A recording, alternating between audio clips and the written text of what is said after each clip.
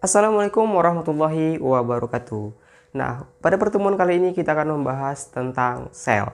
Nah, pertama kita harus tahu dulu apa itu sel. Terkadang banyak salah mengartikan ataupun memahami apa itu sel. Sel merupakan unit terkecil dari makhluk hidup yang mampu melaksanakan bioproses. Tidak cukup hanya kita katakan dia adalah bagian terkecil dari makhluk hidup, tetapi harus ada kalimat terakhirnya kita tambahkan, yaitu yang mampu melaksanakan fungsi ataupun melaksanakan yang namanya bioproses. Karena kalau kita katakan dia adalah bagian dari terkecil dari makhluk hidup, maka otomatis masih ada yang lebih kecil dari sel itu sendiri. Contohnya, yang lebih kecil dari sel adalah seperti DNA, molekul, atom, dan bahkan organel sel itu sendiri. Oke, yang pertama langsung saja kita bahas, yaitu komponen-komponen kimiawi di dalam sel. Komponen kimiawi sel. Nah, komponen kimiawi sel ini merupakan komponen yang terdapat di dalam sebuah sel. Komponen ini terdiri dari dua bagian. Ada penyusunnya itu berupa unsur. Ada juga penyusunnya itu berupa senyawa. Oke. Nah, unsur itu sendiri juga terdiri dari dua bagian penyusunnya. Yang pertama ada penyusun yang makro dan ada penyusun yang mikro. Jadi di dalam sel itu ada unsur-unsur yang jumlahnya sangat besar atau dikenal dengan makro, dan jumlahnya cukup sedikit yang dikenal dengan unsur mikro.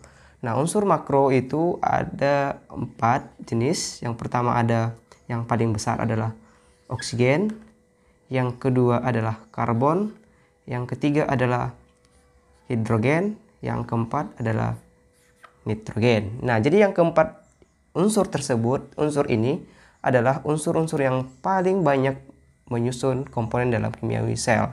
Nah, selanjutnya ada unsur yang mikro, yang kecil tetapi tetap ada di dalam sebuah sel. Seperti ini yang mikro ya, mikro itu seperti ada dia kalsium.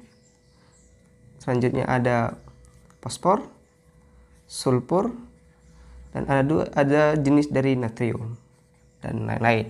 Nah, ini adalah unsur mikro yang menyusun di dalam sel, sedangkan yang keempat ini adalah unsur makro. Oke, selanjutnya kita masuk ke bagian senyawa. Senyawa sendiri atau senyawa yang menyusun sel itu juga terdapat dua jenis, yaitu ada yang organik, senyawa organik maksudnya ya, dan ada juga yang anorganik. Oke, organik ini maksudnya senyawa-senyawa yang berikatan dengan senyawa karbon. Jadi ada senyawa karbon di dalam senyawanya, ikatan karbon ya. Oke, nah senyawa organik ini terdiri dari 4 bagian. Yang pertama itu ada karbohidrat.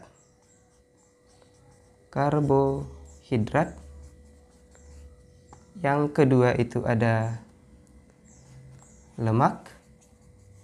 Yang ketiga itu ada protein. Yang keempat itu ada asam nukleat. Nah, sedangkan senyawa anorganik ini dia tidak berikatan dengan karbon, tetapi ada beberapa keterkecualian yang berikatan dengan karbon di senyawa anorganik tersebut. Nah, contoh dari senyawa anorganik ini adalah yang pertama itu ada air sebagai pelarut dan juga tempat-tempat terjadinya reaksi kimiawi, dan juga sebagai media pergerakan organel-organel sel di dalam sel itu sendiri.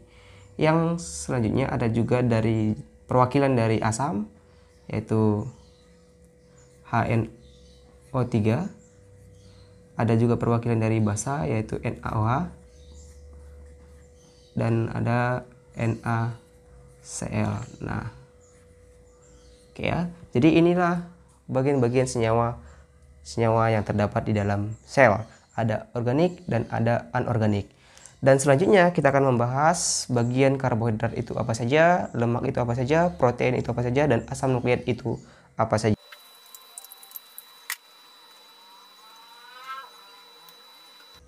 Oke, selanjutnya adalah senyawa organik.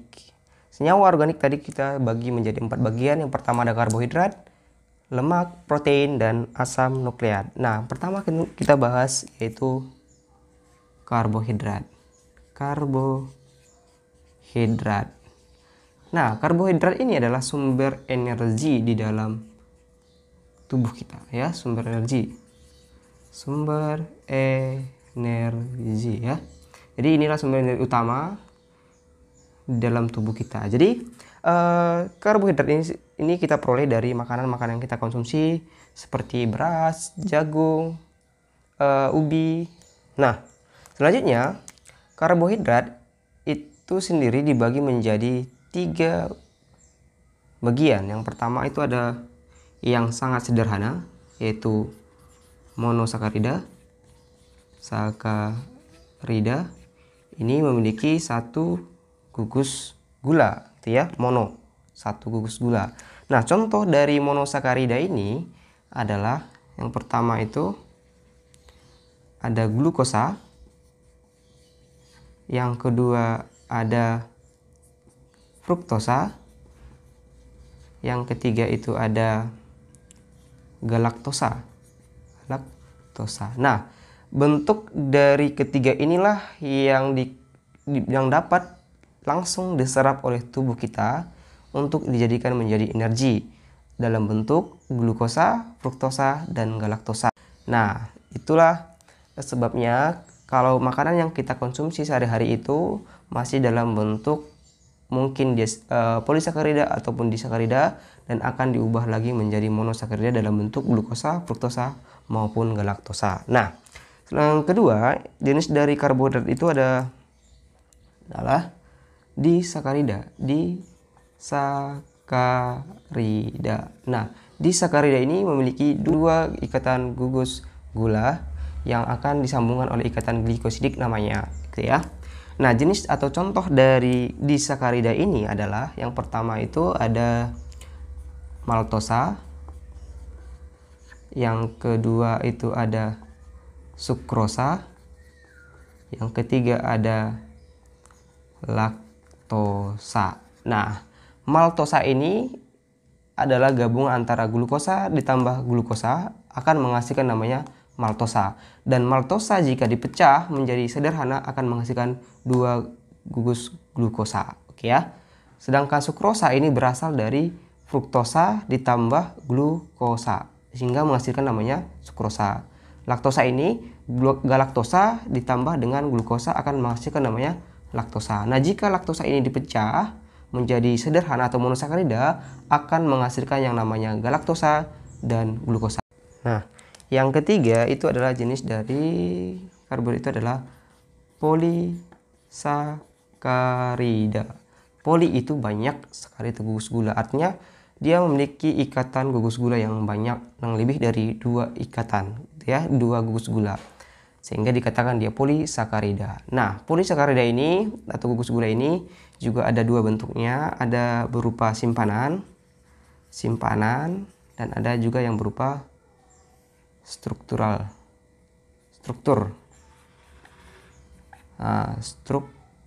Oke. Dalam bentuk simpanan ini biasanya kalau untuk tumbuhan dikenal dengan nama pati atau amilum, ya. Oke, ini berupa cadangan makanan ataupun yang disimpan dalam tubuh si tumbuhan. Nah, sedangkan pada hewan itu dikenal dengan glikogen atau gula otot.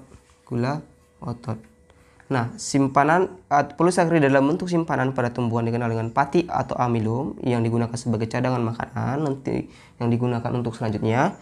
Lalu pada hewan ataupun manusia dikenal dengan sebutan glikogen atau gula otot. Nah, struktur ini kalau polisakarida dalam bentuk struktur ini ditempati oleh selulosa, ya. Selulosa, jenis gula selulosa ini akan membentuk yang namanya dinding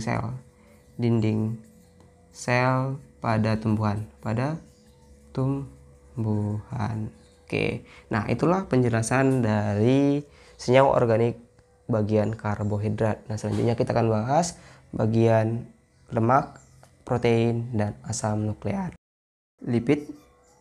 Nah, lipid ini juga digunakan sebagai sumber energi dan juga menyusun bagian pada membran sel ya. Nah, untuk itu kita akan lebih fokus ke bagian membran sel, yaitu lipid ini juga ada beberapa gabungan yang dikenal dengan fosfolipid. Ini adalah gabungan dari fosfat dengan lipid. Nah, sehingga dikenal sebagai fosfolipid. Yang kedua, ada juga dikenal dengan glikolipid. Ini gabungan antara karbo dengan gula ya. Karbohidrat maksudnya ya, plus lipid, sehingga dikenal dengan sebutan glikolipid. Dan ini akan kita bahas lebih dalam nanti di membran sel. Nah, ini ada struktur dan ada yang fungsi. Jadi ada yang membentuk struktur di dalam sel, atau ini lebih tepat di area membran sel. Struktur ini ada dua jenis juga. Yang pertama ada yang protein integral, ada juga protein perifer. Nah, yang integral ini yang tegak lurus, sedangkan perifer ini adalah yang berada di tepi. Jadi membran sel itu kira-kira seperti ini. Ini adalah bagian fosfat bilayarnya. Oke. Dan inilah protein integralnya. Kira-kira demikian ya. Oke. Sedangkan ini adalah protein perifernya. Jadi ada berada di tepi, itu dikenal sebagai protein perifer, sedangkan yang tegak lurus ini dikenal sebagai protein integral. Ini berada di bagian membran sel.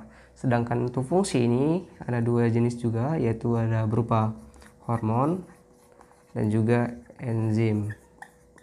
Nah, oke. Inilah bagian senyawa organik yang bagian protein yang berperan di dalam sel. Oke, selanjutnya kita akan masuk ke bagian terakhir, yaitu asam nukleat. Yang terakhir adalah asam nukleat.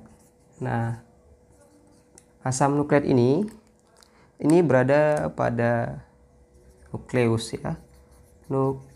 Jadi dialah yang memainkan peran penting di dalam sel ini sebagai pengatur, sebagai penggerak seluruh kegiatan dari sel itu tersendiri. Nah, jadi asam nukleat ini ada dua tipe atau dua jenis, ada DNA dan ada juga RNA. Nah, komponen penyusun asam nukleat ini adalah yang pertama ada dikenal sebagai fosfat, yang kedua ada gula, yang ketiga ini ada karbon, yang keempat ada basa nitrogen. Nah, jadi ada keempat komponen inilah yang menyusun asam nukleat. Nah, asam nukleat tadi terdiri dari salah satunya adalah basa nitrogen. Nah, basa nitrogen ini kan terbagi dua, yaitu purin dan pirimidin. Nah, purin ini terdiri dari adenin dan guanin, sedangkan ini ada tiga, yaitu sitosin, timin, dan urasil. Nah, DNA itu memiliki purin dan pirimidin. Oke. Purin dari DNA itu adalah adenin dan guanin. Pirimidinnya adalah sitosin dan timin. Sedangkan si RNA purinnya Purinnya adalah adenin dan guanin, sedangkan pirimidin adalah sitosin dan urasil. Nah, itulah perbedaan antara DNA dan RNA. Namun, senyawa ini akan kita bahas lebih jauh nanti ketika kamu sudah masuk di kelas 3. Mungkin cukup sekian pertemuan kita hari ini tentang komponen kimiawi sel, dan kita akan membahas yang lain tentang sel di lain waktu. Nah, oke, cukup sekian. Assalamualaikum warahmatullahi wabarakatuh.